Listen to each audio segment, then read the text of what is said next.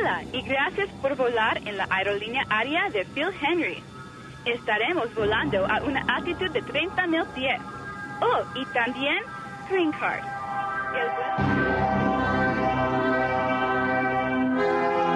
Phil Hendrie Show at 1-800-449-8686. Join me tonight.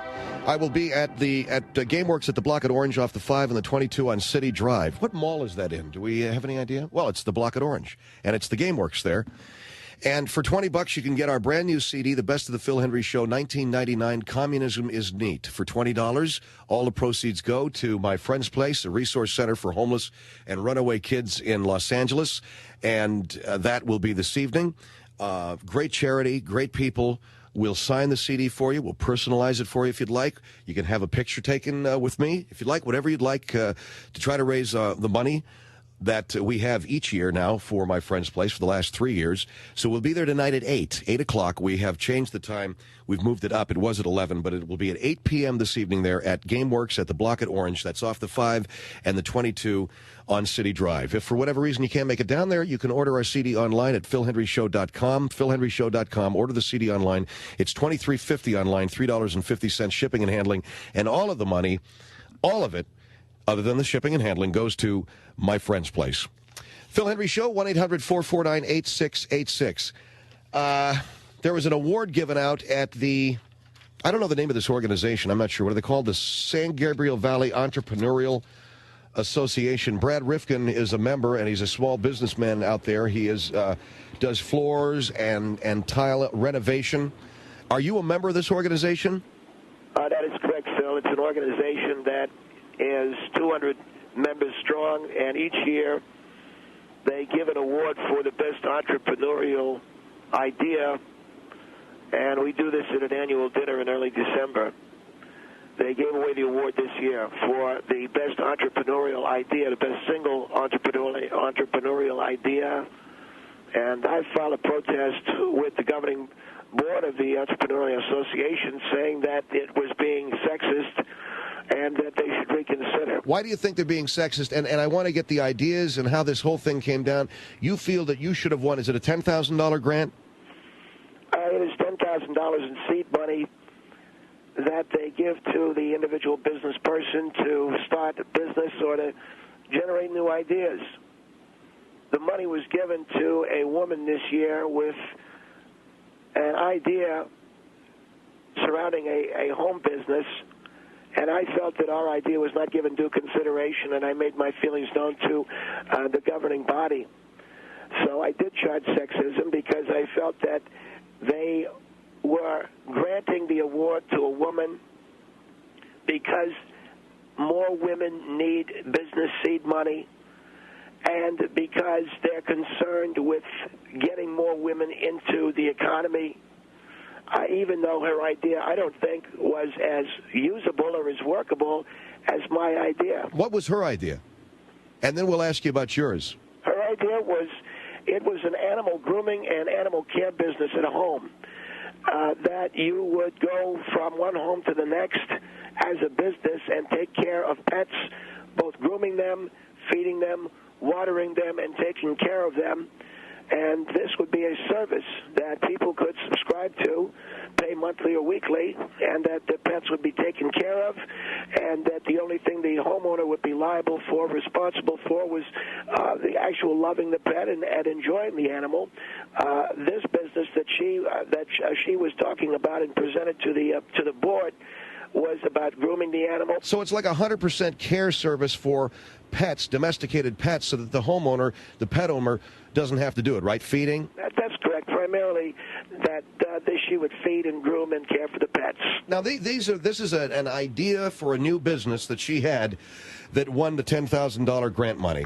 Yes, sir. And I did not believe that was a particularly ingenious idea. I've heard of that idea before. In fact, as recently as 6 months ago, I know that there's a business like that in New Jersey, and there's a similar one that it has to do with boarding pets in Florida. So I didn't think that was a very original idea. What was your idea? And you have petitioned them. And you've basically accused them of sexism and petitioned them to reconsider. Your idea was what? My idea was, I thought, wholly unique.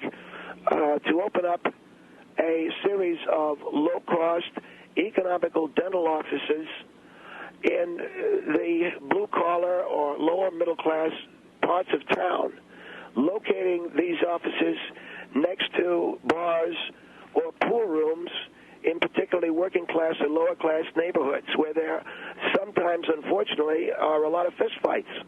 And there's a lot of bad feeling that sometimes can be generated because these bars and these pool rooms, and I come from a neighborhood like that. I come from Alphabet City, New York, a place called East New York, where we had a lot of neighborhood saloons like this.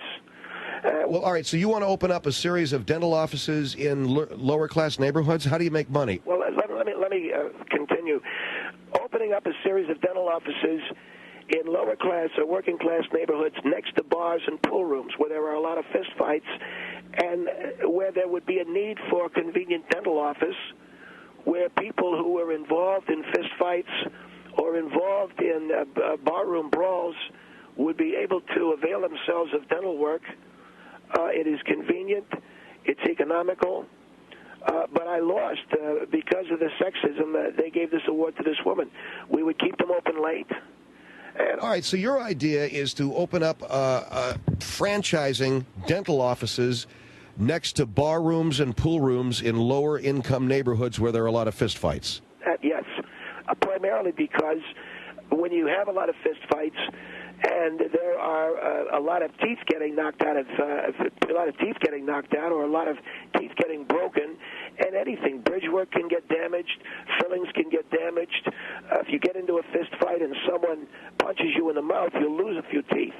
But if you had a dental office that you could go to immediately from the bar room, finish up whatever you're doing, and go immediately over to the dental office and get your teeth fixed, I think there is a market for that. You think there is a market for that? Do you think that there is a significant market for guys coming out of pool rooms after getting their teeth knocked out in a barroom brawl and going into a dental office? I think when you look at some of the lower-income neighborhoods, look at San Pedro, look at Wilmington, go down to the harbor, the Los Angeles harbor, where you get a lot of these guys coming off of ships. They go into a pool room, they get a pool cue right across the mouth. You know, I'm not saying it's the greatest idea in the world, but I'm saying it's better than the one that she had about going to people's houses and feeding and watering their pets and grooming their pets, and she gets the $10,000. So you think that they gave her the award because she's a woman? There's no doubt in my mind that it is reverse discrimination. It's one of these, what do you want to call it, affirmative action deals where you give the money to this woman or you might give it to a black guy or something because you want to spur business development and business ideas among women. Hey, that's great. But why give it to an inferior idea than a good one? Why not give me the idea and encourage the woman to come up with a better idea? All right, well, her idea was to have a business where you would go to that person's home and take care of their pets so they don't have to board the pet out.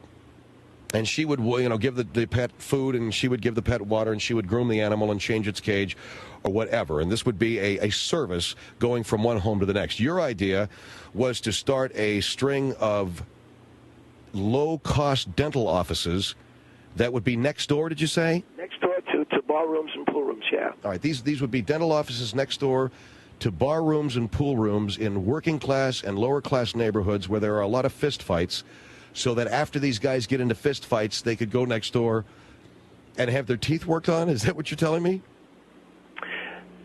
Sir, I will tell you that I am a businessman of some 15 years standing in San Gabriel. I've got a successful floor and tile business.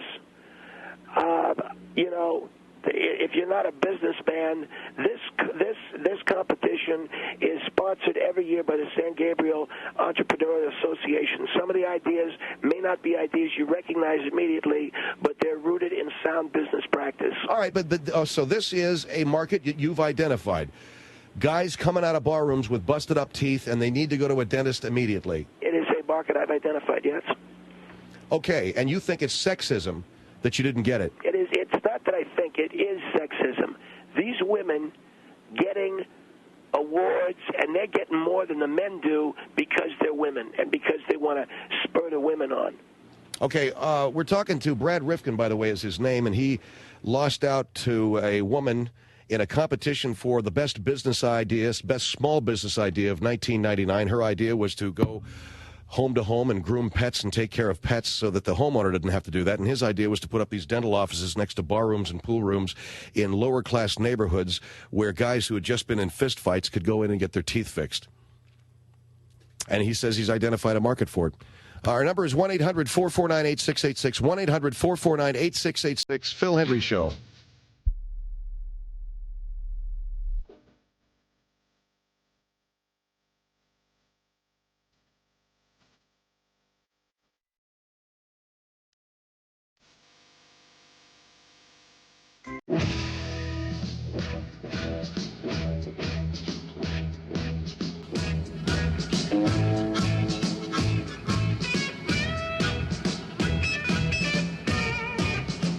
Phil Hendrie Show, 1-800-449-8686. Had a competition in the San Gabriel Valley with an entrepreneurial association. Best new small business idea of 1999. Now, keep in mind, these are small businesses and these are small communities. It was won by a woman whose idea was to set up a business where you go from home to home taking care of pets. So the people don't have to take their pet to a groomer. You would come into the home and groom the pet, feed the pet, water the pet, and provide a service so that the homeowner, the pet owner, doesn't have to do it. On the line with me is Brad Rifkin. He is a floor and tile man from Pasadena. His idea was to set up low-cut dental offices near pool rooms and bar rooms so that guys who were in fist fights could go next door and get their teeth fixed. And Mr. Rifkin is on the line with us right now from Pasadena. Mr. Rifkin, what was the name of the lady who won, by the way? Was she in the paper? Yeah, her name is, she's actually a very nice lady. I don't think that her ideas are that particular idea, but she is a nice woman, and she seems to mean well. Her name was Mary Blaine, who lives in Alhambra, and who has had a couple of successful businesses, but she's had businesses that I think that women generally succeed in. She had a pottery business. She had a knick-knack store, that kind of stuff. But when you talk about new business ideas, yeah, I just don't think that that one flies. All right, let's go to a mobile on the 91 on the Phil Hendrie Show. Hello? Hello? Yes, sir. Hi. You know, and I was thinking about his idea, and let me ask you a question. Most guys that get in a fight, police are going to come, right? Most guys get, I'm sorry, I didn't hear you. What did you say? Most people that get in a fight at bars, either they're going to leave or the police are going to come. What makes you think at 2 in the morning, after you guys are getting in a fight, that someone's going to go next door and sit in a dental chair to get their teeth fixed? That's just stupid. That is a really idiotic idea that you have. And you're talking about this lady, and that was a good idea, and that's why she won the award. Well, wait a second. You don't have guys doing that because they've not had the opportunity to do it. Okay? Well, I'm sorry. Say that one more time. I said you don't see guys doing that because they've never had the opportunity to do it. But if you get into a fist fight, and there is a convenient dental office located next door. I've been in bar fights myself before, and the last thing on my mind is getting my teeth fixed at that time and moment. Well, I'm asking you, all right, well, did you suffer damage to your teeth at the time, or? No, I haven't. All right, and if I have, I mean, would I? Then why would you think about it? Why would you think about it if you hadn't? But if you had, and there was a low-cost dental office next door, why wouldn't you? Because that's a stupid idea. It's stupid to get your teeth fixed? I would go to my own dentist, first of all. I would go to my own dentist and say, hey, you know what, I just got beat up. Let me go next door and get my teeth fixed. That's correct. Before I have to go deal with police or deal with the bar or deal with bar security. Obviously, if the police come or bar security intercede, that's a different story. But if you get into a fist fight out in a parking lot and the guy clocks you and loosens a couple of your teeth and you've got a convenient dentist next door, why wouldn't you go there? Why would you go home to your wife with your teeth missing? I wouldn't stick around at a bar that I just got into a fight at. No one does that. You're not sticking around at the bar. You're going inside. You're going to the dentist office. What makes you think that's nobody would stick around a bar after a bar fight? What makes you think that would happen? I'm just saying. Have you ever been in a bar fight before? Well, when I was in the service, I got into some fights, yeah. But I'm just saying, if you just got... Did you stick around? Did you stick around after you got in a fight and say, it depends. Does anyone have a dentist? It depended on whether that's where I identified, but it depended whether the Shore Patrol... I was in the United States Navy. If the Shore Patrol showed up, yeah, then we had some problems. But if not, if you just got your teeth busted up, the first thing that comes to your mind is, I got to get this fixed. What are you going to do? You look in the mirror and you look at no teeth. You're going to tell me that looks okay? The first thing that comes to your mind is not that I got to get this fixed. The first thing is more likely revenge, or how can I get out of here? Let me jump in. Oh, I got to go to a dentist. Right. Let me jump in, Mr. Rifkin. I want to jump in because I think what the caller's making a good point. If you're in a bar fight, you know, it just seems to me that I've witnessed some pretty ugly bar fights where guys are, running each other with their cars, okay? So either you're going to run away from there because you're afraid you're going to get your ass kicked even more, or, as this gentleman indicated, you want to re-involve yourself in the fight and perhaps escalate it to a bad level, or just get out of the area so that you don't get arrested. Why would you want to go next door? Well, the thing that I'm saying, Phil, and I'm trying to say to the caller is, if you had the option to go into a dentist office, A, the cops aren't going to think to look for you there, and B, you can get your teeth fixed at the same time. So are you telling me that after a bar fight, no one's going to be watching you and then watch you go into a dentist office? It depends on how rough it is and just how serious it is. But I was able to see. Look at you coming down on me. Why don't you support me? Quite frankly, a bar fight is going to attract some attention. It's going to attract everyone's attention in that whole entire building. And what you're telling me is that you can sneak away and jump into a dentist office. Even a dentist in a dentist office is about to work on your teeth and say, hey, you need to go handle that before you sit into this office so I can operate on you. This is an untapped market. You don't know how many people will react to this option until you present it. But you're telling me this woman's idea about grooming a poodle in your house? Come on. That is a really good idea, and she deserves that award. See, that is a very good idea. That is a service that she's providing. That'd be a service. I have to tell you, for a guy like me, I don't get in too many bar fights myself. Yeah. I have pets, and it would be wonderful if I went on vacation and I could have somebody. So you're not supporting a guy, you're going to support some chick.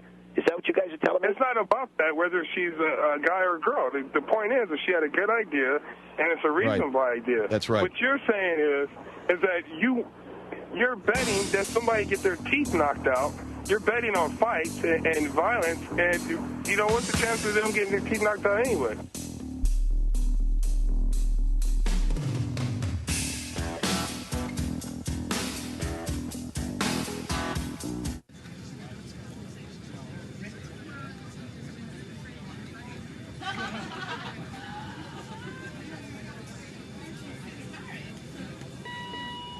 Добрый день. Спасибо, что вы выбрали компанию Phil Hendrie Air. Наш полет будет проходить на высоте 300 тысяч фит. И еще водка. Phil Hendrie Show here, 1-800-449-8686. Our guest this hour, Brad Rifkin. He is a small business owner in the San Gabriel Valley in Pasadena, actually in East Pasadena, and he had an idea that he felt should have won the San Gabriel Valley Entrepreneurial Association Best Small Business Idea Award for 1999. Mary Blaine is the winner this year. Her idea was to have a service that goes to people's homes to take care of their pets, grooming them, feeding them, watering them, cleaning their cages, so that the pet owners themselves would not have to deal with it. His idea was to have cut-rate dental offices next door to bar rooms and pool rooms. I'm sorry, It's amusing to me, and forgive me, sir, but it's just amusing. It's to have bar rooms and pool rooms. Well, good ideas, they laugh at a lot of people with good ideas, Mr. Hendrie. And I know that, sir, and I know that some of the world's greatest minds were laughed at. I know that. So if your idea is a good idea, it's a good idea. So your idea is to have cut-rate, low-cost dental offices next to bar rooms and pool rooms in low-income areas so that guys who are in fist fights can go next door and get their teeth fixed. That is correct, and I have identified a market for this, and it is my feeling that it would make money and would be a growing concern as well. That there would be more and more, there would be more of a demand for this. As the economy gets worse and people are out of jobs and the recession kicks in and you got more guys who are going into bars to drown their sorrows and they're going to get into fist fights, Yes, there will be because I see a downturn in the economy, and this is an untapped area for growth. So this is a recession-proof business is what you're saying? I believe so, yes, sir. Okay, here's Hagerman on the Phil Hendrie Show. Hello. Hi, good evening. Good evening, sir. The thing that I'm hearing about, that I know, I'm a dental technician, and been for 10 years. Then you know what I'm talking about. I know what you're talking about. Right. The thing is, you're not, a dentist goes to school for 6 years, pays tens of thousands of dollars for an education. And there's no way that it's just not going to be enough money you're not going to get a dentist to do that kind of a job. Why not? What are you talking about? Well, how's he going to get paid? By the patient coming in and paying him. Who's in a low-income area, who's drowning in sorrows because he's out of work? I mean, insurance. I mean, there's all kinds of ways you get paid. No. HMOs. If a dentist has an empty chair, if he's sitting around for hours waiting for somebody to come fill his chair, it's not going to work. What about a guy that's fresh out of dental school? That's the only kind of people you might get, and they might be there for maybe 6 months, and then they're gone. And then you get another guy who's fresh out of dental school. You'll be lucky. Why? Why would I mean? They all got to start someplace, right? Yeah, they do, but they have all that at the universities where they go to, where people come in. Dental technology students, dental students, right. They work on themselves before they ever go into practice. Then they go into practice. Well, wait a minute, Mr. Rifkin, explain to me again. You said that this has potential for great growth, correct? Yes, sir. Because if we experience a recession, which I think we're bound to experience soon, you're going to have a lot of guys out of work who are upset. They go into a bar room, they get into a fight, they need their teeth fixed. Okay, how, and this man alluded to it, how does a guy who's out of a job, drowning his sorrows in a bar room, pay for it? By insurance. What insurance? It's expensive. What insurance? They have the HMOs. They take major credit cards. Okay? Look, you can't stop getting dental care just because you're out of a job. You gotta go. You gotta buy food too. So you use like welfare money or stuff like that. They're not going to make enough money at it. Now, let me tell you something. I don't know what your experience is with this kind of thing, but guys are getting into bar fights all the time, and they need their teeth fixed. Yeah, but you might get maybe a couple people a night. Okay, what about the other hours? If you can buy a beer, you can afford a bridge. No, you can't. Bridge costs $1,000. But a guy's in there. $1,000. How's the guy paying for his beer? Not with $1,000. Well, I think you guys are wrong. I mean, that's why dentists get into it, for the money, basically. Oh, sure they do. And it's just not. I mean, especially if you've got a series of dental offices that you want to open up, and to try to get people. Well, look at it this way. Most dentists see cleaning, checkup, that kind of thing. Cleaning is done by a hygienist. All right, so you get a checkup, that's the. But when you're only seeing guys that have had their teeth knocked out of their head, you're seeing fewer guys, but it's a higher price deal. No, it wouldn't be. Yeah, it's going to be okay. We do high volume bridge work. They're going to have to charge twice, 3 times as much for all the empty chair time that they have. If we're doing high volume bridge work, it's at a discount. See what I'm saying? It's not. Think about it. I know about it. Think about it. All right. You won't be able to get enough dentists to take that kind of position. Well, I'm not talking about. I'm talking about the guys right out of dental school. That's a great idea. And you guys, all I'm getting is a lot of heat from you guys. You want to back up this woman with her pet grooming idea. I've heard of her idea. As soon as you said it, I said, "Well, gosh, that's been. I've heard of that for years." Right? Exactly. My idea is original. Your idea, is original. Is not really not great. That great of an idea. Well, I'm sorry.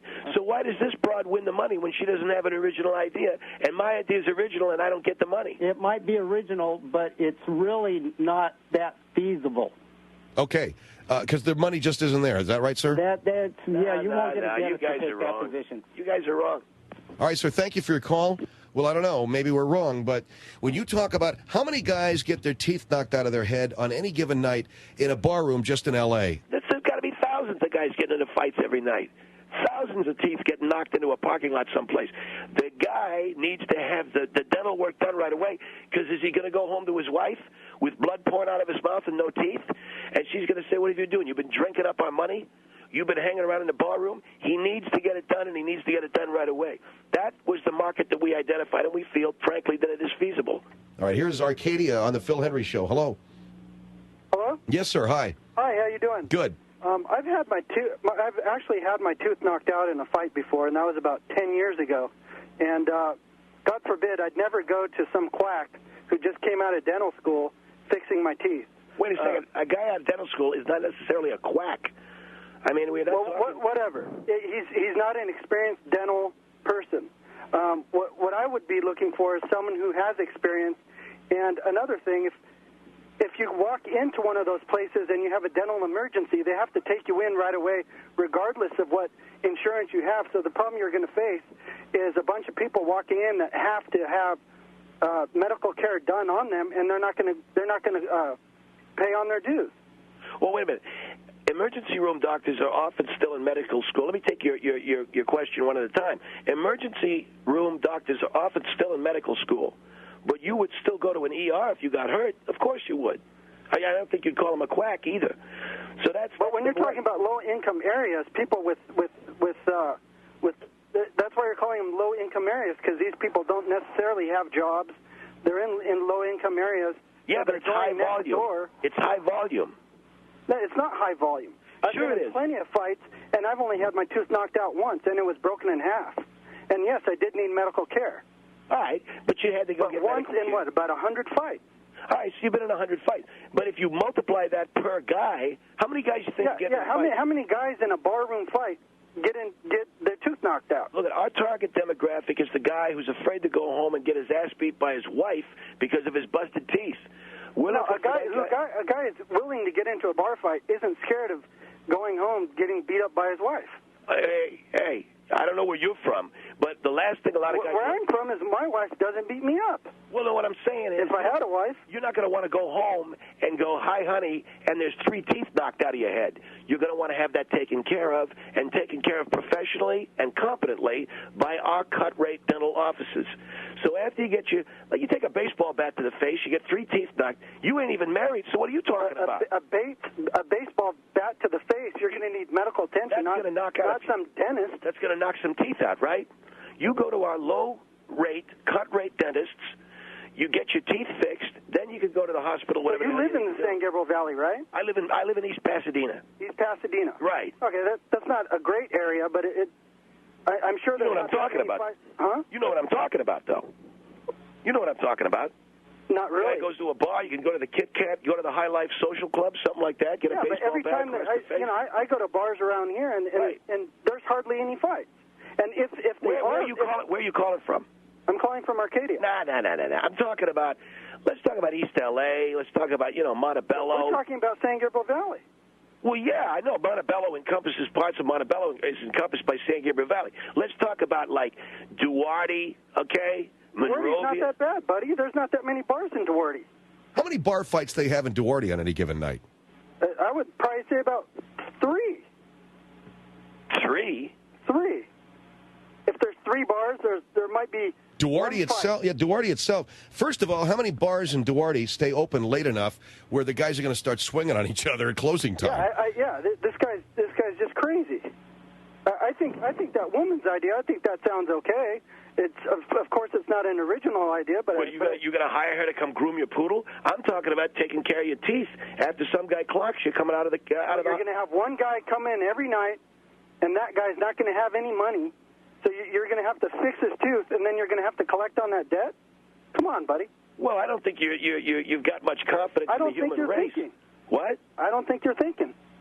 Well, I think these guys will pay. They paid for their beer. I don't think so. I think you're just trying to... No, these guys are just trying to buck the system and try to get your $10,000. No, wait a second. You get 3 bars, 2 fights apiece. That's at least 12 guys. Why don't you get a regular job like everyone else and earn your money? So rather than trying to suck it out of the system. I have a floor and tile business. If you got I don't care what you got. No, you got 3 bars, 2 fights apiece. That's You got a tile business and you're talking about dental business. Why don't you talk about your tile business? No, wait, Why are you listen. talking to us about your dental business? They got 12 guys, 24 teeth each. How many teeth do you think that is? 12 times 24 is what, Phil? I don't have a calculator. I don't know what. That doesn't matter. I don't. You're not going to knock out every tooth in someone's head. And if you do, they're going to have some severe damage. They're going to have their jaw broken, their cheeks broken. They're going to be dead. So if you're talking about one tooth, you're talking about, $500-600, and you're not going to get any money out of it. Okay, I did the math. It's like 3,000 teeth a night. 3,000 teeth a night, buddy. In one area? And you're going to say... In one office. We're talking about one office. No, I'm saying like... We're not talking collectively. Well, no, We're talking one office next door to a bar. No, I'm saying 3 bars. That's 3 offices. That's every money, night, my buddy. friend. It may be not... Okay, wait a minute. Wait a second. You're talking about 3 bars, 2 fights a night? At least 2 fights a night out in Duarte. Well, first of all... 2 fights a night in a bar... I don't think you're going to get 50 fights. You're going to get your tooth knocked out. I'm going to tell you something. If you have 2 fights a night in any bar anywhere, the liquor license is gone from that place. It's gone. If the cops have to come to a bar twice a night for 365 nights out of the year, that guy loses his liquor license. What are you talking about? I'm just saying. I'm not saying just in Duarte. I'm just saying like 3 bars in L.A. That's 3,000 teeth. Cops come only about half the time anyway. Doesn't count as one tooth knocked out. Okay? I just think the idea is screwy. Every guy that has his tooth knocked out, probably about 75% of them are going to jail immediately. And they're not going to be going over to the dentist to get their teeth fixed. Yeah, I don't know what you're talking about, buddy. Well, I think you guys are all touchy-feely about this broad. You want to win the money. No, it has nothing to do with this broad. Yeah, that's what you brought. You guys want to back up the broad, and you don't want to back up me. I think you just want to suck $10,000 out of the system. And the cops only come half the time when they're bar fights. Okay, all right. And thank you very much, sir, for your call. This guy wants to open up cut-rate dental offices next door to low-income bars and pool rooms so that when the guys get their teeth knocked out, they can go next door and get their teeth fixed. 3,000 teeth a night. Anyway, it's the Phil Hendrie Show here, 1-800-449-8686.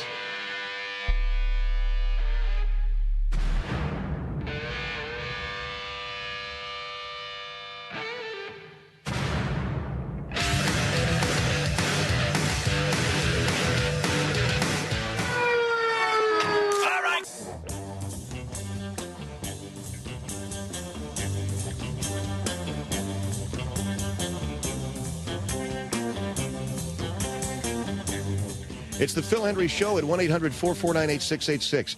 Coming up next hour, we've got David G. Hall, our program director and vice president of syndication, Margaret Gray, Bud Dickman, R.C. Collins, Mavis Leonard, Harvey Wireman, and Bobby Dooley and her husband Steve have paid us a visit here in the studio, and we're going to have a little Christmas party as we get ready for the season, as we get ready for the holidays coming up this weekend. And I just wanted to make this note about, we were talking about bar fights following that discussion with Mr. Rifkin there about his low-cut dental offices near bars where guys could get their teeth fixed after being in bar fights. And I mentioned to the guys that I saw this really amusing bar fight actually once. If they can be, this was very funny. It was funny to watch because I was in Liverpool, England, and I was in the Cavern Club. You remember the Cavern Club is the place where the Beatles played and became famous, or at least we're told they became famous. Actually, the Beatles, I don't know whether you know this or not, the Beatles are hated in Liverpool. They're hated there because they left and they went to Hamburg, and that's really where they got good. And then by the time they finally got back to Great Britain and they started recording and then they went back to Liverpool, they were big stars. But they actually left Liverpool because they weren't making all that much money, and they needed to sort of expand their horizons a little bit. And Liverpool almost, well, to the people I met, they're not big Beatle fans there. They hate their guts. I got accosted by this guy outside the Cavern Club. I'm walking back to the hotel. He's going, Ed Paul McCartney's big house, his 400,000-pound house, a big, everything, F this and F that, and the effing garden, effing house, and the effing... So anyway, I'm in this Cavern Club. I don't know, 11 o'clock at night, I was there to see this famous club. And I'm having a beer, and they've got a variety of bars in the place because it's a subterranean bar. You go down one level, there's this, and then another level. And the very lower level is where the bandstand is, and that's where the bands play, and this is where the Beatles played. So I was in, there's one room where the bandstand is, and then there's adjoining rooms, and it's a big cavern like a wine cellar, like a big, half-circle wine cellar. And you go from these rooms to rooms. Well, there's this bar, and I'm looking out on the dance floor, and the only people dancing are guys. And there's this one dude that's dancing. This guy was from another world, man. He had like some, retro 70s perm, and he's dancing by himself. It looked really odd. But there's these two big muscle-bound dudes suddenly fall to the floor and start punching it out, rolling around on the floor, on the dance floor, punching it out.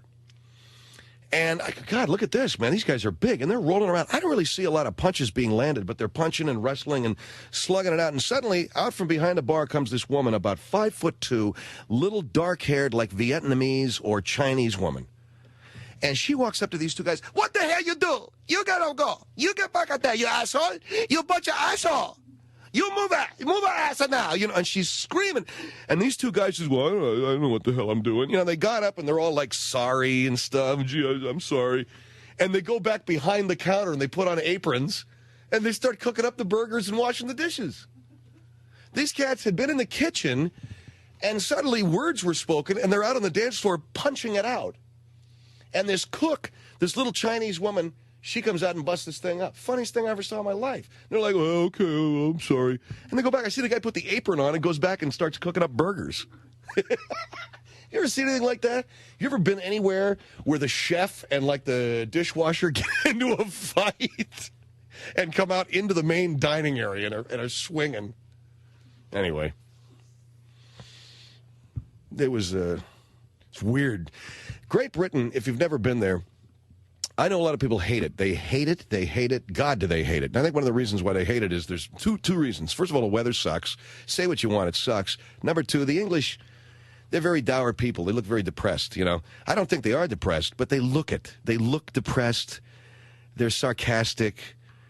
They're pissed off. It has a lot to do with the fact that they once had an empire and they don't have it anymore. And so they're just saying, they look at us, Americans, and we've sort of assumed the mantle that it once was theirs. And so, they're just all bugged and pissed. And the last thing they want to see is some big mouth Yank. Okay, here comes a big mouth Yank. So I keep my mouth shut as much as I can when I go to those pubs over there, because the minute you open your mouth and they hear the American accent, say a Yank, eh? I guess you think your stuff doesn't stink, is that right? You think it, no, all I want's a beer.